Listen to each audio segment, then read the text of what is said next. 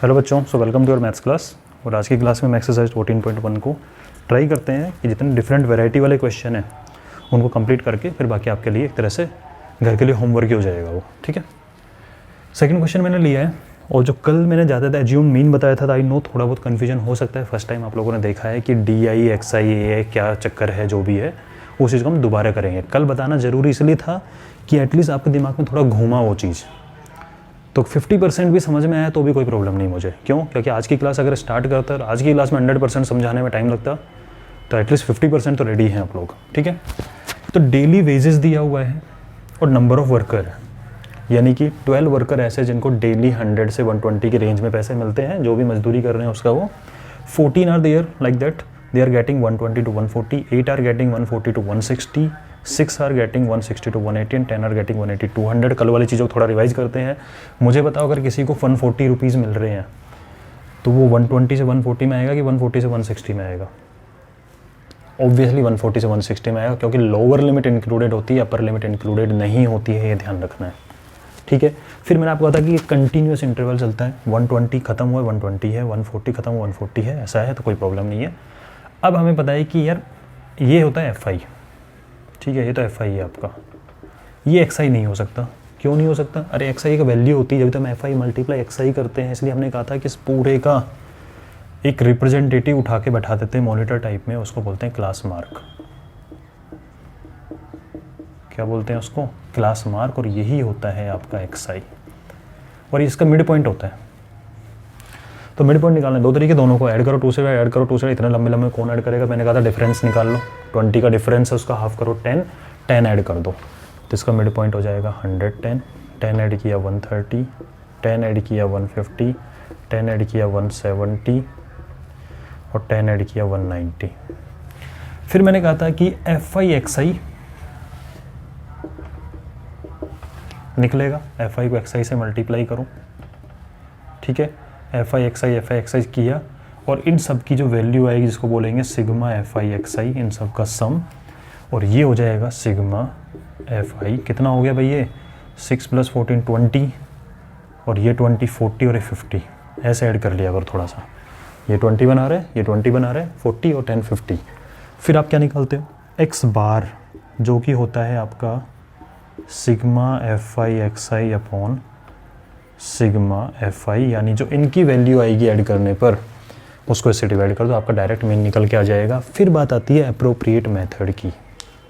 अब खुद सोचो यार, 12 को 110 से, 14 को इससे, 8 को इससे, 6 को इससे, इसको इससे, कितना टाइम कंज्यूमिंग है, लंबी कैलकुलेशन है, एरर भी हो सकती है। इसलिए ये वाला मेथड तो आप एक बार खुद करके देखना, आना चाहिए, ठीक है। ये तो कर ही लोगे, कोई दिक्कत नहीं। इनको से मल्टीप्लाई, इसको इससे मल्टीप्लाई, इसको इससे मल्टीप्लाई, वो आप कर लेना, ऐड करके ये आंसर फाइंड करो, ठीक है। ये अपना बना के रख लो और उसके बाद में ये आंसर फाइंड आप खुद करो। मैं आपको बता रहा हूँ एज्यूम मीन से कैसे करेंगे और उसका क्यों यूज़ करेंगे, क्योंकि यहाँ पे नंबर बड़े बड़े हैं, इसलिए अच्छा मेथड कौन सा रहेगा? एज्यूम मीन वाला, ठीक है ना। फर्स्ट क्वेश्चन में उसकी रिक्वायरमेंट नहीं थी, लेकिन मैंने फिर भी समझाया था, जिससे आपके माइंड में थोड़ा बहुत रहेगा वो चीज़। तो जब एज्यूम मीन मेथड आप यूज़ करने वाले हो तो उसमें FI XI निकालने की नीड नहीं है। क्यों? अगर भाई FI XI निकाल ही लिया आपने तो फालतू में एक मेथड क्यों यूज़ करोगे? मेन प्रॉब्लम तो यही आती है ना, क्या? अरे भाई मल्टीप्लाई करने में तो दिक्कत होती है बड़े बड़े नंबर को, that's why we switch to another method, ठीक है ना। इसलिए अगर आपको करना है क्वेश्चन का एज्यूम्ड मीन से तो FI रहेगा, XI तो निकालना ही निकालना है। आप FI XI नहीं निकालोगे अगर आपको एज्यूम्ड मीन ही लगाना है ओनली। हाँ, आपका मन नहीं है वो लगाने का, डायरेक्ट मेथड लगाना है, तो डायरेक्ट मेथड में FI XI निकालो, निकल जाएगा। लेकिन ओनली एज्यूम मीन यूज़ करना है आपको तो उसमें FI रहेगा, XI रहेगा, लेकिन FI XI नहीं निकलेगा। और आपकी नेक्स्ट टेबल बनेगी क्या? पहले तो लिखोगे let mean A equal to, mid में रख लो कुछ, लो इसको मैंने ले लिया 150। इसका मतलब आपने A मान लिया 150, आप निकालोगे डिफरेंस इन दोनों का, क्या? XI माइनस A या फिर XI माइनस 150। लिखना जरूरी XI माइनस 150 ताकि ब्रेन में रहता है फटाफट से। डिफरेंस निकालना है, इन सब में से 150 को सेपरेट करना है आपको, कर लो। 110 में से 150 किया, माइनस का 40, इसमें से किया माइनस का 20, इसमें से किया 0, इसमें किया 20, इसमें किया 40। कितना अच्छा नंबर आ रहा है। अब आपको क्या करना है, एफ आई एक्स आई करते थे, यहाँ पे एफ आई डी आई करोगे। क्यों? अरे यार जो चीज़ होती है हमने निकाली इतनी मेहनत करके, उसको एफ आई से मल्टीप्लाई करो, एक्स आई को नहीं करना। तो आपने निकाला, नेक्स्ट टेबल बनेगी आपकी एफ आई डी आई की। 12 मल्टीप्लाई दिस, माइनस का 12 चौक 48, 480, 12 टू जा, ठीक है, ये 0 हो जाएगा, ये हो जाएगा 120 और ये हो जाएगा 400। अब एडिशन ऐसे मत करना, इनको ऐड करो इनको ऐड करें, अरे थोड़ा स्मार्ट वे में करेंगे। क्या, ये 400 है, ये 480 है, माइनस का 80 यहाँ बचेगा, माइनस 80 120 मिल के प्लस का 40 बचेगा, और माइनस 280 और 40 मिल के माइनस का 240 बचेगा। ठीक है, और ये किसकी वैल्यू आपकी, ये वैल्यू है आपकी सिग्मा एफ आई डी आई की। ठीक है, वही कर रहे हैं जैसे एफ आई एक्स आई निकालते हैं ऐसे एफ आई डी आई निकाल लेंगे, जो हमने एक मीन अज्यूम किया है। अब बात आती कल वाली जो मैंने जाते थे आपको बताई थी उस तरह से। एक चीज़ बताओ, मैं निकाल रहा हूँ, ये पहले इसको समझो एक बार। हम जानते हैं कि एक्स बार जो होता है that is sigma f i x i upon sigma f आई। अगर यहाँ x है तो यहाँ x है, तो अगर मैं यहाँ x ना लिख के डी आई यूज़ करूँ, क्योंकि मैंने किया है सिग्मा एफ आई डी आई, तो अगर मैं सिग्मा एफ आई डी आई कर दूँ इसको और डिवाइड बाई यही सिग्मा एफ आई रखूँ, तो ये x बार ना होके क्या बन जाएगा, d बार। क्या बन जाएगा ये, d बार। एफ से कोई प्रॉब्लम नहीं हो रही, x है तो x बार है, d है तो d बार है। ये चीज़ हमें आनी चाहिए। इसका मतलब जो आप अब तक एफ आई एक्स आई को एफ आई से डिवाइड कर रहे थे, सिग्मा एफ आई एक्स आई को सिग्मा एफ आई डिवाइड करते वहाँ तो एक्स बार निकल जाता था, डायरेक्ट निकलता था। That is why that is known as direct method. देखोगे बुक के अंदर, बुक की रीडिंग करना स्टार्ट कर देना भाई, सीधी सी बात है। 4 मंथ का टाइम मिल गया है, अच्छे से बुक की रीडिंग जरूर लगाओ। क्यों? क्योंकि जो केस स्टडी वाले 4 मार्क्स के 4 क्वेश्चन बनने वाले हैं, उसमें आपका जो थियोरटिकल पोर्शन है उस पर कितनी पकड़ है, कंसेप्ट कितना अच्छा है वो देखा जाएगा। सिर्फ प्रैक्टिकल एप्लीकेशन नहीं आनी चाहिए, आपको थियोरटिकल पकड़ भी होनी चाहिए उसकी, कि कंसेप्ट कहाँ पे है। ठीक है, बुक की रीडिंग लगाओ, खुद क्वेश्चन निकालना स्टार्ट करो उनसे। 4 मंथ का टाइम सफिशिएंट होता है कोई भी काम करने के लिए, राइट। हाँ जी, तो कोई प्रॉब्लम नहीं है, आप डी बार निकाल लो, जैसे एक्स बार डायरेक्ट निकलता है दैट्स वाई डायरेक्ट मेथड। या मीन माना है तो यहाँ एक स्टेप एक्स्ट्रा है, तो आपने निकाला डी बार। ठीक है, ये आपको समझाने के लिए था। अब जैसे ये तो समझाने के लिए, अब आप बताओ क्वेश्चन कैसे करोगे। बोले सर समझा तो दिया, क्वेश्चन में क्या करना है। तो क्वेश्चन में इतना फाइंड करने के बाद आप डायरेक्ट लिखोगे, now d bar equal to sigma f i d i upon sigma f i d i है माइनस का 240 ये, और सिग्मा एफ आई कितना बना था ये, 50 तो थे भाई, ये 20 20 40 50, तो इसको 50 से डिवाइड कर दो, 5 4 जा 20, ठीक है, 4 5 8 जा 40, ये इसकी वैल्यू निकल गई डी बार की। और आपको पता है क्या कि डी आई है आपका, ये ब्रैकेट में रखो, अभी समझाने वाली चीज़ हो गई कि डी आई है एक्स आई माइनस ए। मेरा टारगेट तो एक्स निकालने का है ना, तो यहाँ से अगर मैं एक्स आई की वैल्यू की बात करूँ आपसे, तो डी आई में ए जाके क्या हो जाएगा, ऐड, तो डी आई प्लस ए। और अगर बार लगा दूँ तो x bar will be equal to d bar plus a. यानी ये अपना एज्यूम मीन करने पे ये वैल्यू जो फ्लक्चुएशन होता था वो याद करो, जो हमने फ्लक्चुएशन किया था अनग्रुप डेटा का बताया था मैंने आपको, जो फ्लक्चुएशन करके भाई 150 तो है, 10 टॉफ़ी तो सबको मिली, चॉकलेट मिली थी, एक्स्ट्रा वाला डिवाइडेशन हुआ है, ये एक्स्ट्रा डिवाइडेशन है, वो हम बाद में ऐड कर देते थे, वो नेगेटिव हो तो नेगेटिव ऐड हो जाएगा, कोई प्रॉब्लम नहीं है। ठीक है, तो एक्स बार की वैल्यू क्या, डी बार प्लस ए, तो आप लिखोगे x bar equal to d bar plus A. D bar की वैल्यू निकली माइनस का 4.8, और आपने मीन माना था 150, देखो कितना कम फ्लक्चुएशन हुआ है, अप्रोक्सीमेट उसके आसपास ही वैल्यू आ रही है। ठीक है, ओनली 4.8 का फ्लक्चुएशन हुआ है। सबट्रैक्ट करोगे, 5 सबट्रैक्ट कर लो तो 145, तो 145.2, तो आपका मीन निकल के आ गया 145.2। और आप कौन सा मेथड प्रेफर करोगे इसके अंदर, ये वाला एज्यूम्ड मीन। क्यों, डेटा बड़ा है। वहाँ जो बोलता है ना कि यूज एप्रोप्रिएट मेथड, तो आप कहोगे नहीं मुझे एप्रोप्रिएट तो हमेशा डायरेक्ट लगता है, ऐसी बात नहीं होती है। ठीक है, बड़ा डेटा है तो एप्रोप्रिएट कौन सा बन जाता है, एज्यूम्ड मीन बन जाता है। प्रैक्टिस करोगे आराम से आ जाएगा। ठीक है ना। सेकेंड थिंग, कभी कभी डायरेक्ट, हाँ एक चीज़ बताता हूँ, स्टेप डेविएशन मेथड इस बार हटाया गया है। इसका मतलब क्या हो रहा है, एज्यूम्ड मीन मेथड का वेटेज बढ़ गया है। क्यों?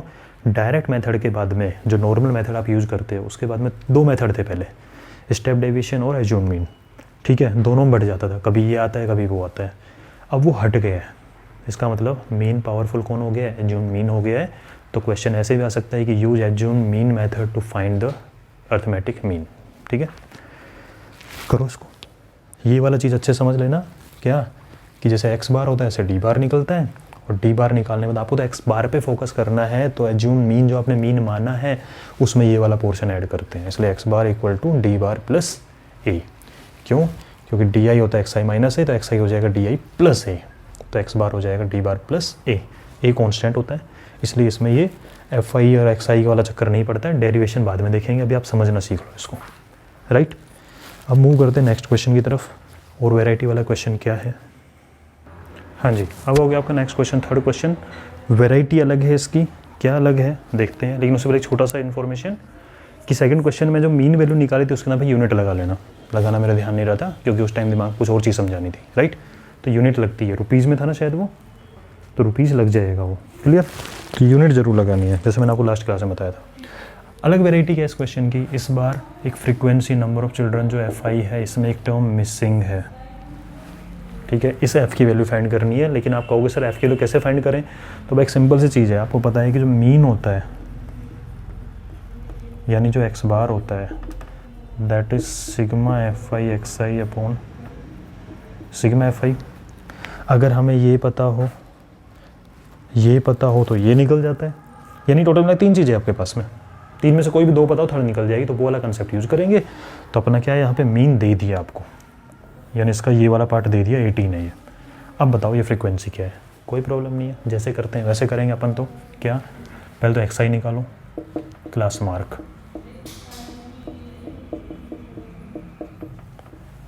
क्वेश्चन क्या है भाई ये, कि डेली पॉकेट अलाउंस दिया हुआ है बच्चों का, कि 7 स्टूडेंट को 11 से 13 रुपीज़ मिलते हैं डेली पॉकेट मनी, 6 को 13 से 15 की रेंज में मिलता है, 9 को इस रेंज में मिलता है, ऐसे करके दिया हुआ है।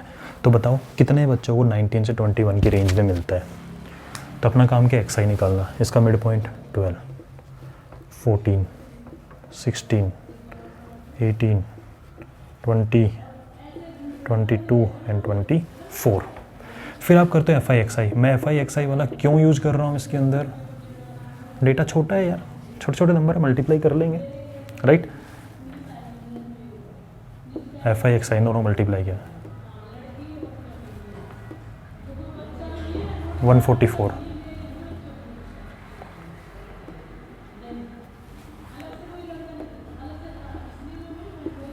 एफ 20 मल्टीप्लाई एफ को 20 एफ, ये ध्यान रखना है। और इसको ब्रैकेट डाल लो, क्यों, हमें पता है बाद में सिग्मा एफ आई एक्स आई करोगे तो पता लगे आप इस 0 और 2 को इंक्लूड कर ले गए, वो गड़बड़ हो जाएगी। This is 20 F, like term नहीं है इनका जैसा, ये अलग रहेगा ये, ठीक है।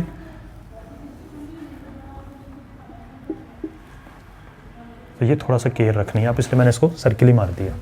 अब आपको क्या फाइंड करना है, एक तो आपको फाइंड करना है सिग्मा एफ आई, और एक आपको फाइंड करना है sigma f i x I. Sigma f आई करोगे तब भी एफ पे सर्किल लगाए, लाइक टर्म नहीं है, ये ऐड नहीं होता इस तरीके से। कैसे होगा, 5 + 4 9, 9 9 जा 18, ठीक है, 18 + 6 24, 31, 34, 44, और प्लस में ये एफ है, इन सब को ऐड करा और ये प्लस एफ, ये ध्यान रखना है आपको। ऐसे ही यहाँ भी अगर हम ऐड करें तो 6 + 0 6 × 10 × 14 × 18 × 22, 2 2 9 11 12, इसको ऐड मत कर लेना 0 को, ये लाइक टर्म नहीं है, ध्यान रखना, ठीक है। कितना हो गया था भैया, 2 2 9 11 12 3 15 4 19 19 और 8 27 और 35 का 5 3 4 6 और 1 7, और प्लस में 20 एफ, ये मिस मत कर देना, ठीक है। इन सब को ऐड किया और प्लस में 20 एफ, जैसे करते हैं वैसे कर रहे हैं, कुछ अलग नहीं कर रहे। बस आपको sigma f i x I, sigma f आई ये मीन दिया हुआ है, रख दो। आप क्या लिखोगे, mean x bar equal to sigma f i x i upon sigma f i. X bar की वैल्यू है 18, मीन अलाउंस, ठीक है। Sigma f i x i की वैल्यू ये है 752 प्लस 20f और डिवाइड बाई इसकी वैल्यू है 44 प्लस f। क्रॉस मल्टीप्लिकेशन 18 इससे मल्टीप्लाई होगा तो 18 प्लस से मल्टीप्लाई होगा, इससे भी होगा 18 4 जा 72, 7 18 4 जा 72 plus 7 79 plus 18 multiply f is 18f equal to 752 plus 20f। 18f को उधर ले जाओ तो 20f minus 18f is 2f। 752 को उधर लेके आओ तो 792 माइनस 752 इज 40 और f equal to 40 divide by 2 is 20। That means ये मिसिंग फ्रीक्वेंसी थी 20। समझ गए? इस तरीके से ये वाला क्वेश्चन हो जाएगा, राइट। अब चलते हैं नेक्स्ट क्वेश्चन की तरफ, इसको नोट कर लीजिए।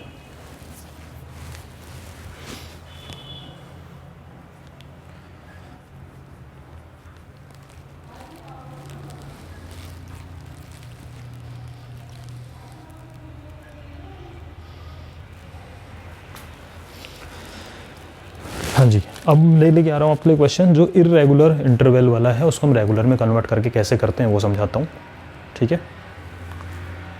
तो वेट फॉर दैट। हाँ भाई, तो this is the last question of today's class. क्यों? क्योंकि वैरायटी ख़त्म हो जाती है। रिमेनिंग क्वेश्चन आप खुद कर लोगे, आई ट्रस्ट कि आप आराम से कर सकते हो। मेथड कौन सा लगाना है वो देख लो, ज़्यादा सिंपल है, कुछ नहीं है क्वेश्चन के अंदर, ठीक है। ये नए वैरायटी क्वेश्चन है, क्या देखो ये ज़रा 50 से 52 है, फिर 52 से स्टार्ट नहीं हो रहा, 53 से 55 है, फिर 56 से 58 है, 59 मतलब बीच में गैप आ रहा है ना गैप। मैंने कहा था रेगुलर होता है ये, यहाँ तो नहीं है रेगुलर, तो रेगुलर नहीं तो रेगुलर बनाओ। कैसे बनाएंगे?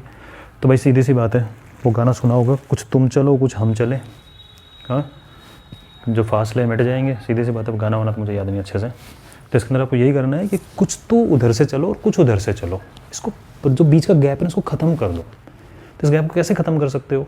तो इक्वली चलना है दोनों को, ठीक है। वो वाला डायरो नहीं हो रहा कि तुम ज़रा एक कदम तो चलो हम पूरा रास्ता नाप देंगे, वो वाला काम नहीं है। बराबर चलेंगे। कैसे बराबर चलेंगे ज़रा देखो, 52 और 53 के बीच में गैप कितना है? 1 का। तो बोले भाई देखो एक कदम का गैप है ना, आधा तुम चलो आधा हम चलेंगे, हाफ हाफ चलेंगे। तो क्या होगा, 52 से 52.5 तक तो ये चलेगा और ये भी एक कदम पीछे चलेगा तो ये भी 52.5 पे आ जाएगा, ठीक है। तो ये आपको काम करना है।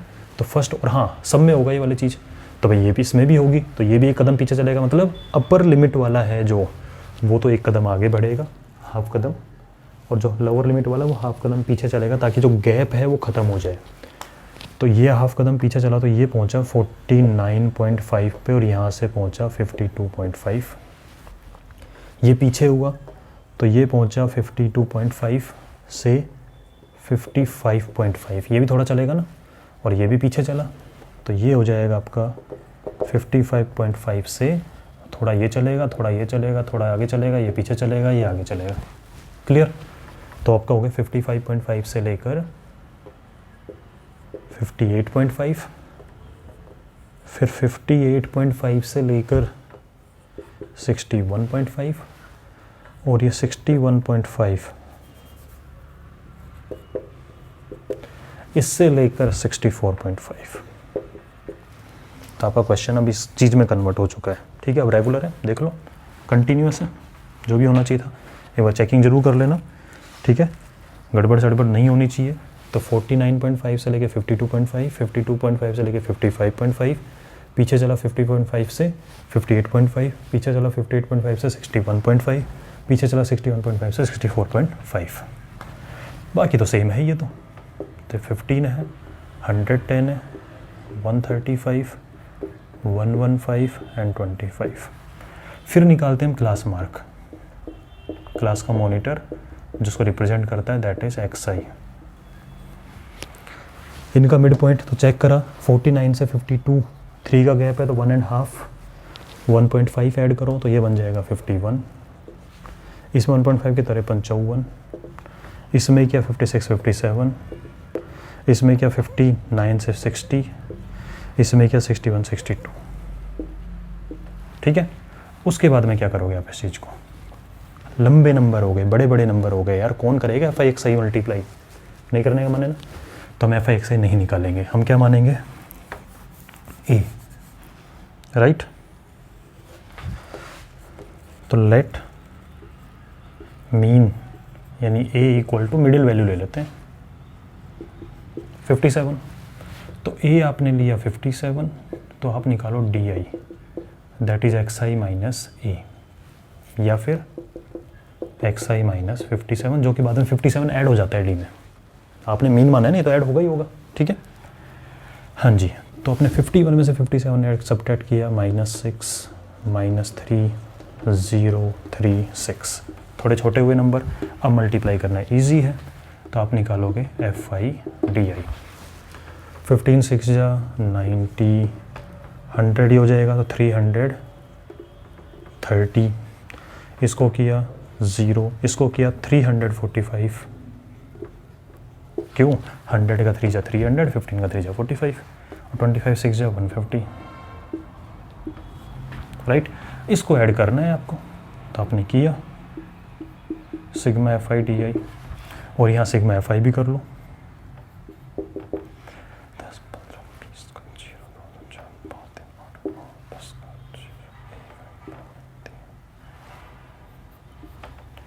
ठीक है, चेक कर लेते हैं एक बार।